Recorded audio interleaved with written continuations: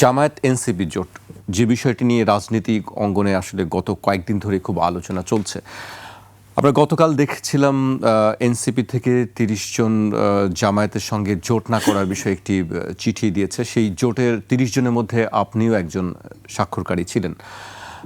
এরপরে আমরা আবার আজকে দেখলাম যে ১১৪ জন এনসিপি নেতা তারা বলছে সঠিক সিদ্ধান্ত জামায়াতের সঙ্গে জোট করাকে। এই বিষয়ে আক্তার হোসেন একটি ব্যাখ্যা দিয়েছেন আসলে যে কেন জামায়াতের সঙ্গে জোট করার প্রয়োজন। আমি তার সেই ব্যাখ্যার একটু উল্লেখ করতে চাই। আক্তার হোসেন জানিয়েছেন, সংস্কার ও রাষ্ট্র কাঠামো পুনর্গঠনের প্রশ্নেই জামায়াত সহ কয়েকটি দলের সঙ্গে এনসিপির মতের মিল তৈরি হয়েছে। ফেসবুক পোস্টে তিনি লেখেন, ঐকমত্য কমিশনের সংস্কার প্রশ্নে বিএনপির সঙ্গেই অন্য দলগুলোর মতভিন্নতা পরিলক্ষিত হতো। সেখানে সংস্কারের পয়েন্টগুলোতে ন্যাচারালি এনসিপি, জামায়াত এবং অন্য দলগুলো একমত হয়েছে। এর পাশাপাশি আমরা দেখলাম সাইফ, এনসিপির বেশ কয়েকজন নেতা পদত্যাগ করেছেন। এনসিপির বিশেষ করে জামায়াতের সঙ্গে জোট করার আপত্তি জানিয়ে তারা পদত্যাগ করেছেন এবং বেশ কিছু বিষয় তিনি উল্লেখ করেছেন। আমি সেই বিষয়ে পরে যেতে চাই, আগে সরাসরি বলতে চাই আসলে জামায়াতের সঙ্গে এনসিপির এই জোটটাকে আপনি কিভাবে দেখছেন?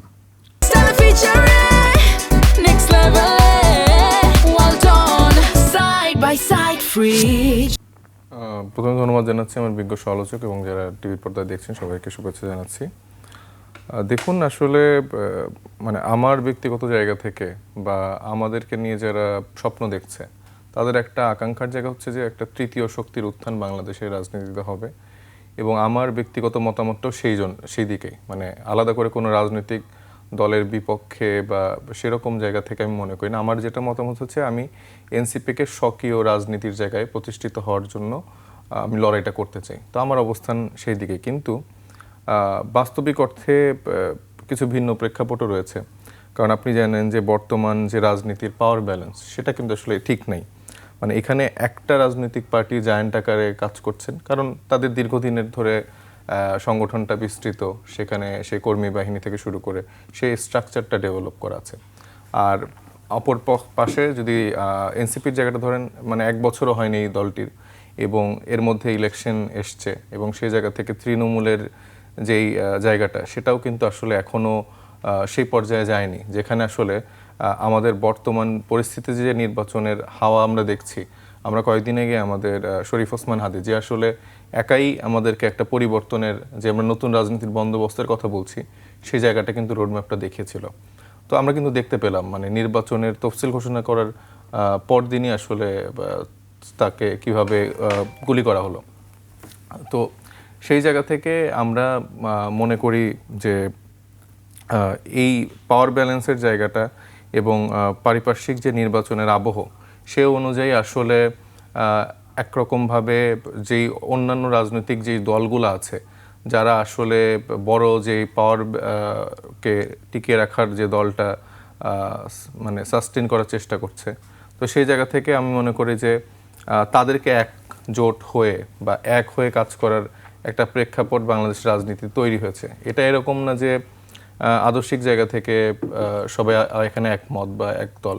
এখানে 12, 13টা 14টা দল মিলে আরেকটা যে মানে আমাদের তো মূলত দ্বিদলীয় স্ট্রাকচারের রাজনীতি, তো সেখানে তো একটা বড় ভ্যাকিউম আছে এবং বড় দেশি বিদেশি অনেক স্ট্যাবলিশমেন্ট আসলে এখানে চাচ্ছে যে যেই বড় রাজনৈতিক দলটা আছে তাদেরকে আসলে পাওয়ারে এনে তাদেরকে দিয়ে হচ্ছে সেই সংস্কার বলেন, তারপর ভারতীয় আধিপত্যবাদের জায়গা বলেন, এই জায়গাগুলোকে আটকে ফেলার। তো সেখান থেকে আমরা মনে করি যে তাহলে কি সাইফ বাংলাদেশের রাজনীতি এখন নিয়ন্ত্রণ করছে দেশের বাইরে থেকে? না, দেশি বিদেশি বলেছি, মানে দেশে আছে, মানে তাদের প্রভাবটা খুব বেশি বাইরে ডেফিনেটলি আছে। এখানে অনেক এজেন্সি আছে।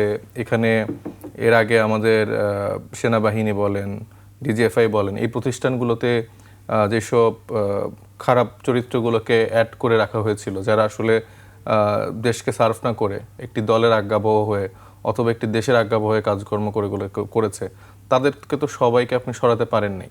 আমাদের যেখানে আমাদের এই প্রতিষ্ঠানগুলো দেশের সবাই আসলে ধারণ করে, ওন করে, তো সেই জায়গা থেকে কিছু কতিপয় ব্যক্তির জন্য এই জায়গাটা বারবার কলুষিত হচ্ছে এবং বর্তমানেও তারা বিভিন্ন রকম প্ল্যান করে সেটা এক্সিকিউট করার চেষ্টা করছে। তো সেই জায়গা থেকে আসলে এরকম একটা পরিস্থিতিতে বাংলাদেশের রাজনীতির প্রেক্ষাপট তৈরি হয়েছে এবং দেখেন প্রায় 16 দিন হয়ে গেছে, এখনো আমরা শহীদ শরীফ ওসমান হাদির হত্যার কোনো কুল কিনারা আমরা করতে পারছি না। যেখানে যে খুনি ছিল তাকে কিন্তু দেখা হয়েছে এবং তারা ঢাকা থেকে বের হওয়ার 2-4টা পথ আছে, তো তারা কিভাবে পালিয়ে গেল বা কিভাবে বিদেশ থেকে একজন তার ব্যাপারে তথ্য দিচ্ছে, তো এগুলো তো আসলে সন্দেহের অবকাশ